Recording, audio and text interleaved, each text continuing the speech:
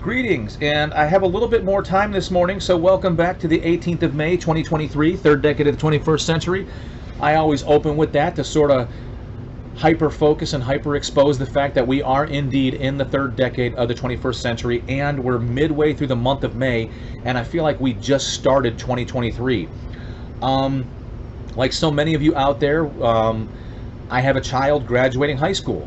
I have a child that has to stop being a kid and start growing up, and admittedly I don't know that she's ready, and I think she'll even admit she doesn't think that she's ready. But I always look at it in terms of what sort of things does she have to deal with, what sort of things does she have to face, what sort of world does she have to prepare herself for, and have I done a good enough job to prepare her? And quite frankly, I don't know the answer. The things that that society's currently dealing with in the third decade of the 21st century just weren't things for me. They just weren't. I mean, I think the biggest issue I faced as a low-income white boy from Chicago was, how was I going to manage my future? Because back in the 90s, you had to go to college.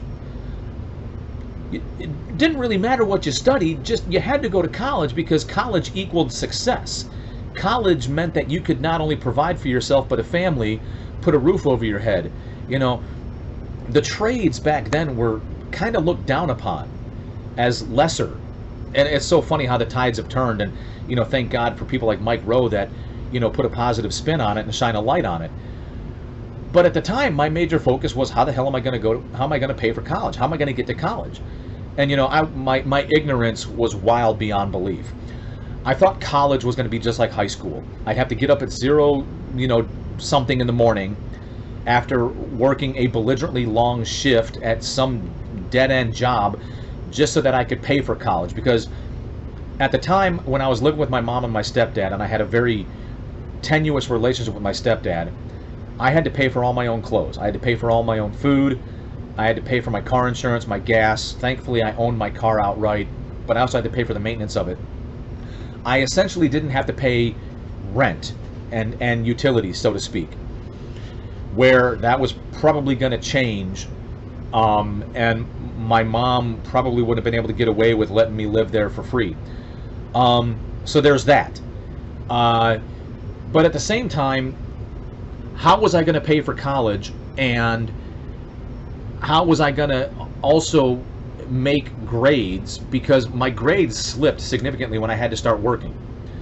Not that I made great grades to begin with, but I went from being like a CB, sometimes A student, to being more of a CB, mostly C student.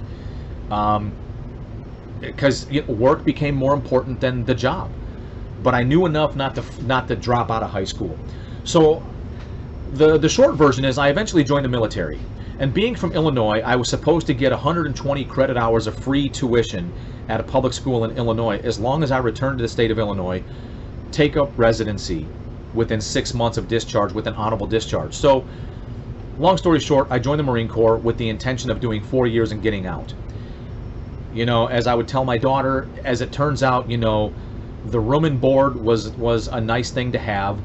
When it came time to get out, I didn't have any real options that I liked. I didn't want to move back in with my mom and my stepdad. And my grandmother was taking care of my great-grandmother, although that would change shortly. And it just, when I had to make a decision with the information I had available, I stayed in. Guaranteed paycheck, dental, medical, vision, room and board. I mean, it was a decent gig. And I would eventually get to the point where I would do a career, 20 years, and I would retire. And I will tell you, I was very apprehensive about that. But I didn't have a lot of the same social issues. I look at what my daughter has to look forward to, and she probably doesn't see it anywhere near the same way I do. She's probably a product of her environment, and she's like, yeah, whatever. I was talking to a buddy of mine, and he said when his son graduated, like, one of the kids identified as a dragon, and his son was like, yeah, cool, whatever, dragon. And maybe it's not something I could wrap my head around, but my kids are dealing with it just fine.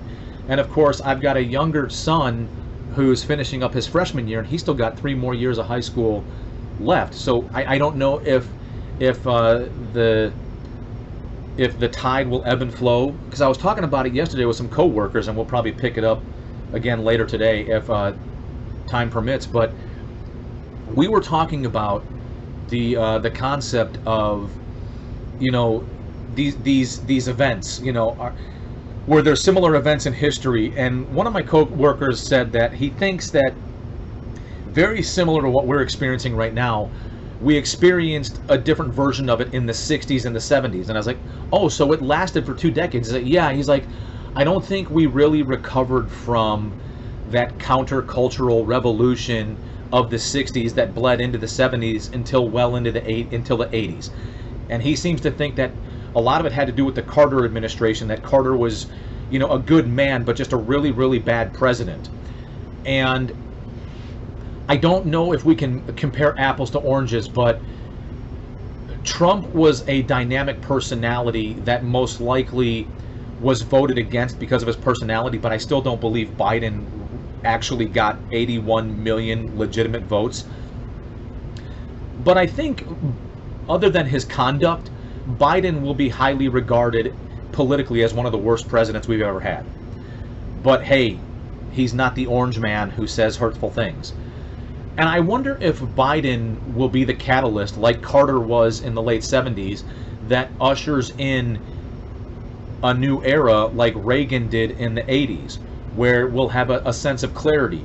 Hopefully we can learn from the 80s and not be as obnoxious and whatnot, but hopefully we can learn from what's happening right now and maybe enter into a new era, you know, in 2024, because we're not treating this millennium like we did the last. So in the 1900s, we really started to identify the 20s and the 30s and the 40s, the 50s, the 60s, the 70s, the 80s, and the 90s. And then we had the change of the millennium. Well, we haven't really said the 2000s. We didn't really say the 2010s. And we're not even really identifying the 20s. That, you know, we're, you know, whether you want to argue it one way or the other, 2020 was a year, 21, 22, 23. You know, you could make the argument we're in the 4th year of the 20s, but we're not identifying it in that term. So, again, that apples and oranges comparison, I don't know if we can make a similar comparison. But my coworker seems to think that in the 60s and the 70s, we were experiencing a lot of what we're experiencing now. And we tried to identify, like, okay, well, what sort of catalyst?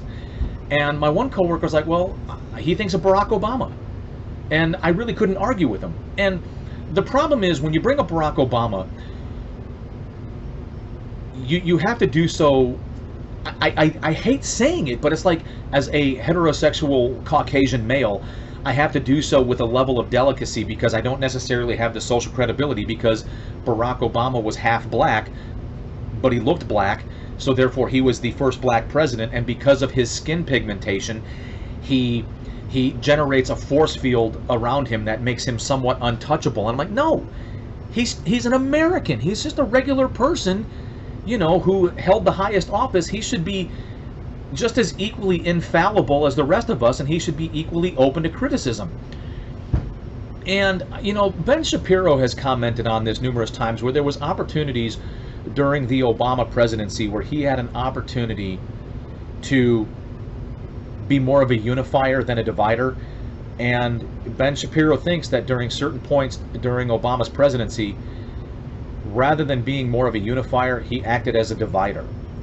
Now, in his mind, he may have thought that he was being more unifying, but I think he acted as more of a divider.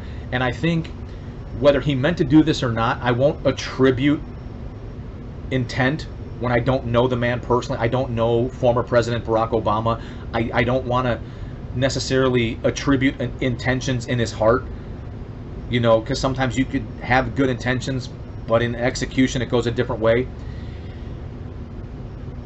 I think he did more to divide the country than maybe he meant to, or who knows, maybe he did mean to do it. But all of a sudden, we're experiencing like this weird thing, like being a Caucasian heterosexual male is like the root of all evil. we're still in the third decade of the 21st century. We're talking about systemic racism, and it's like, when? How? If there really, really was systemic racism, then we wouldn't have icons like Michael Jordan.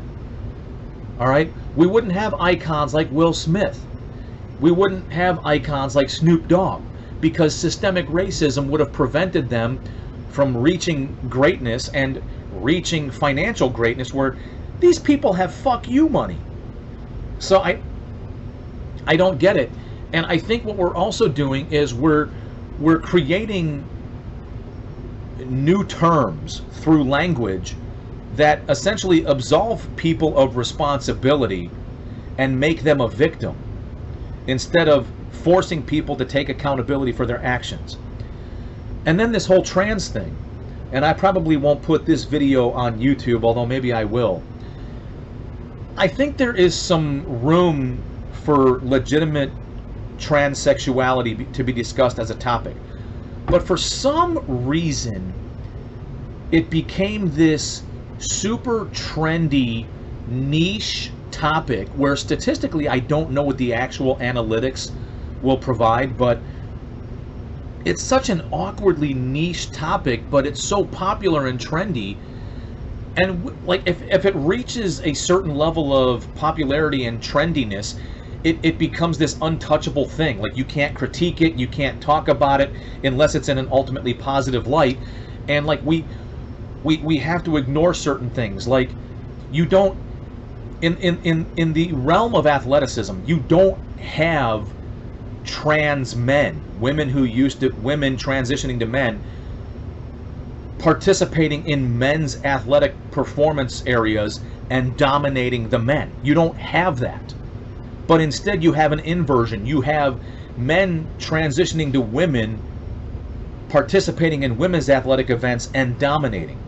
You don't have even one woman transitioning to men, going into men's intimate spaces like locker rooms and bathrooms and sexually assaulting them.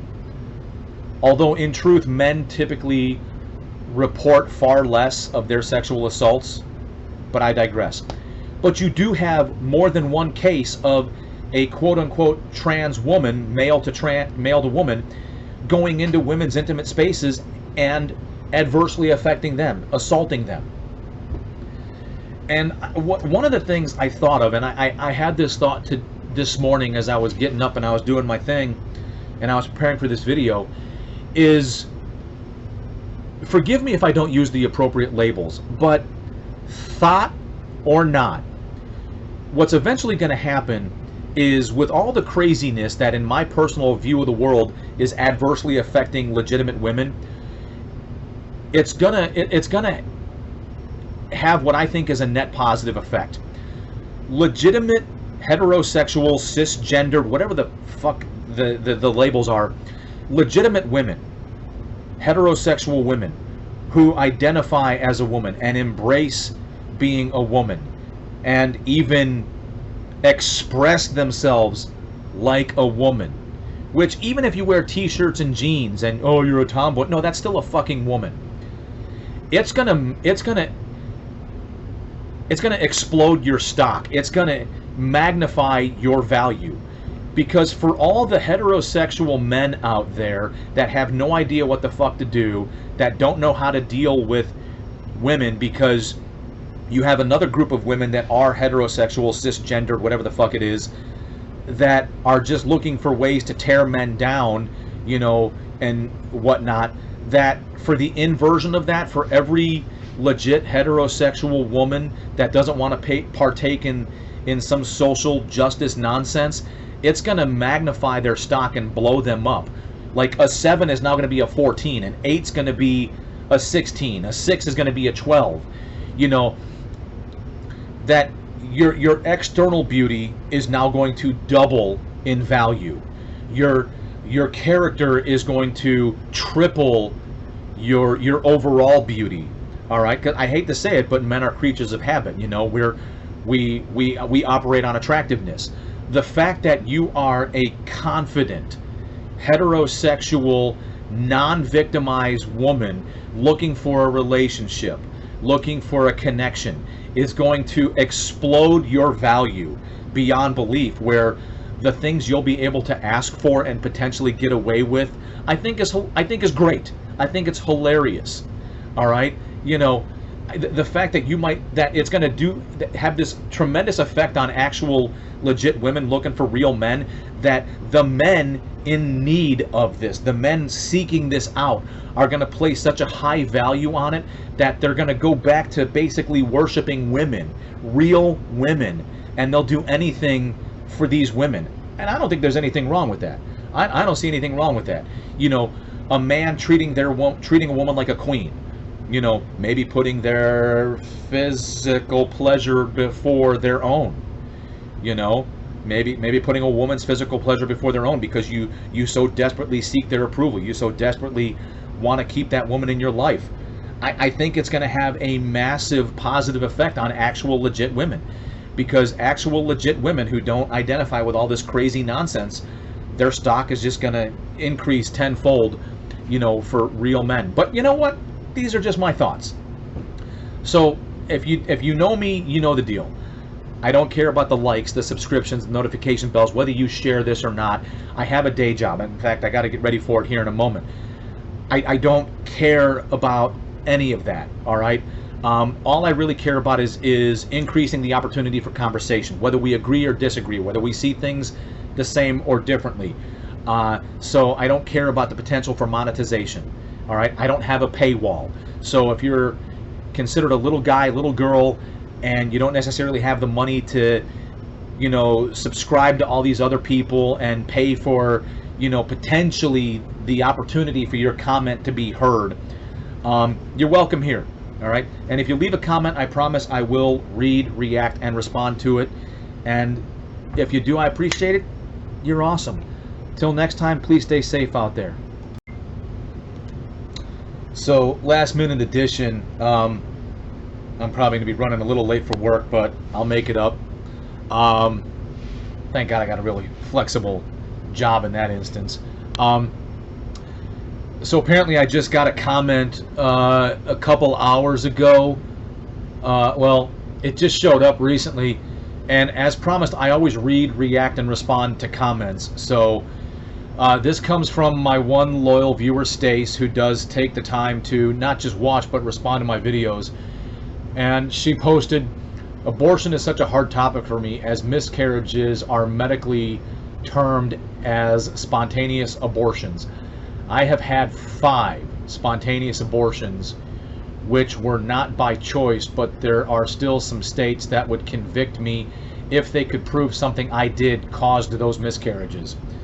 The miscarriages are traumatic enough without that threat." Oh, Jesus.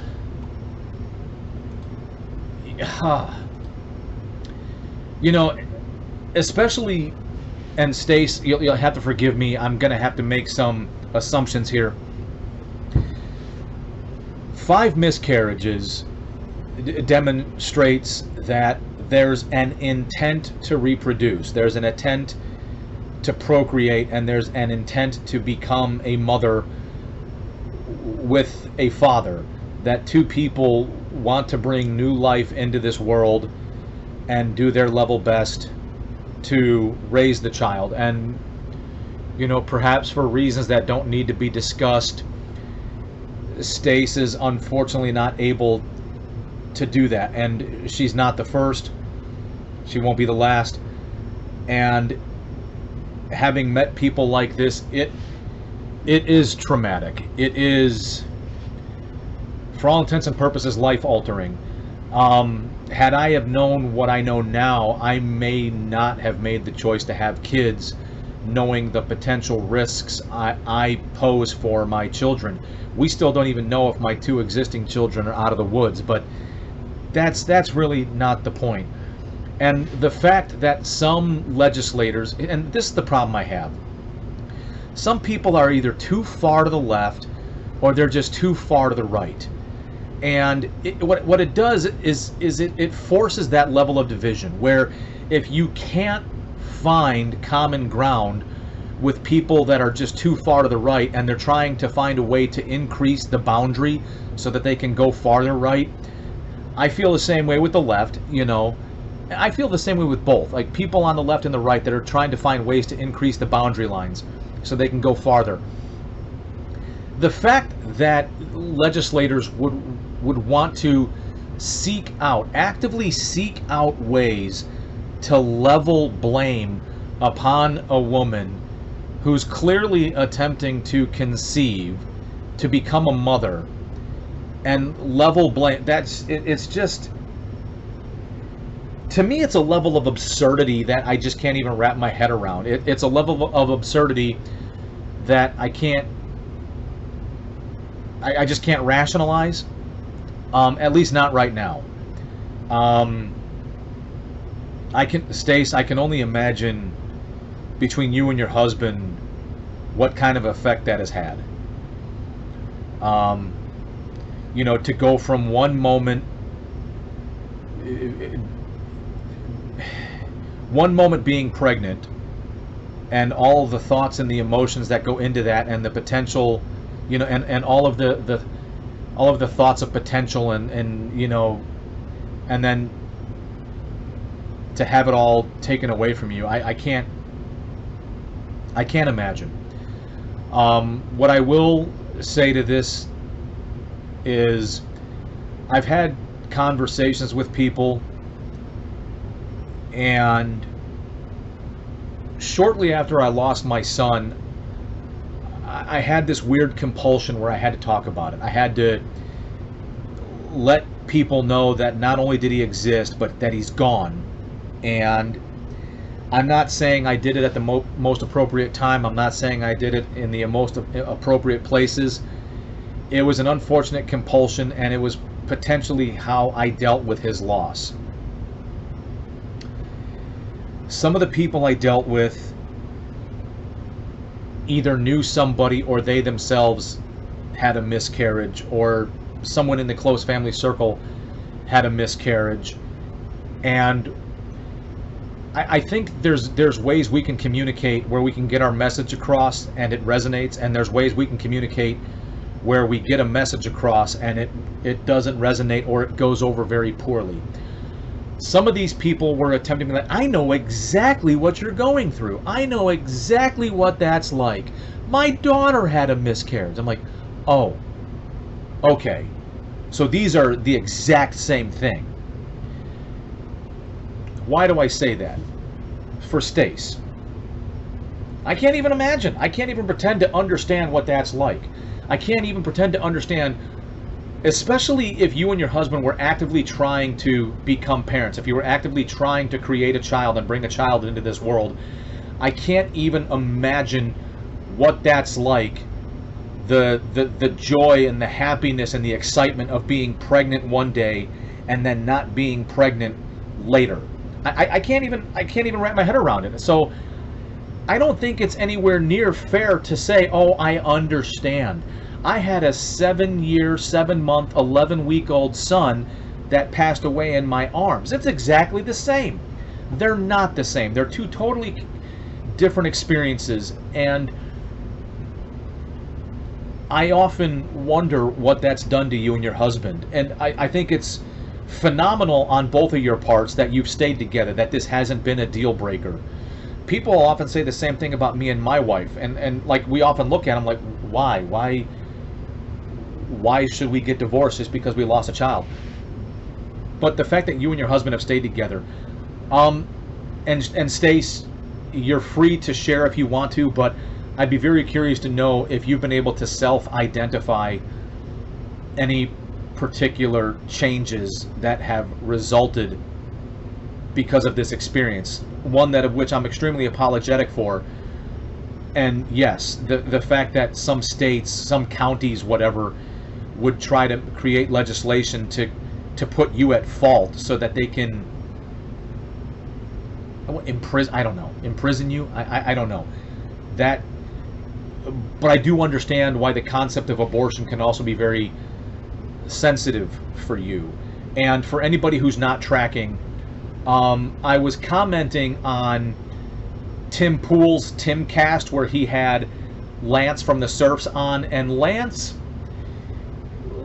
had some pretty extreme views, unless I misunderstood, My interpretation is that Lance, whether he agrees or disagrees, wants people, to include women, to have as much freedom as humanly possible.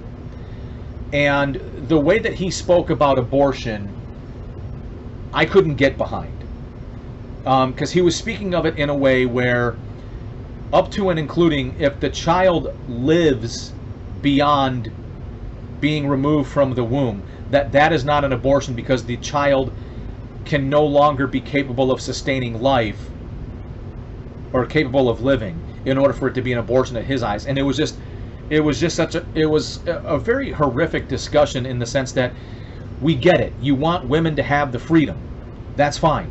That's fine. You want women to have the capacity to get medically appropriate options versus back alley options or unsafe options. I get all that. But the fact that the child's life has to be terminated in order for it to be classified as an abortion, and that's like the hill he wants to die on, that I couldn't understand. And Stace, I apologize if this is reigniting some things for you. That I sincerely hope you understand that's not my intention. So once again, the same rules apply. I don't care about all this stuff that generates popularity and monetization. If you want to get involved in the conversation, just leave a comment, and I promise I will read, react, and respond. And if you do, I appreciate it. You're awesome. Till next time, just stay safe out there. And Stace, again, I'm sorry, but if you want to talk about it some more, channel's yours.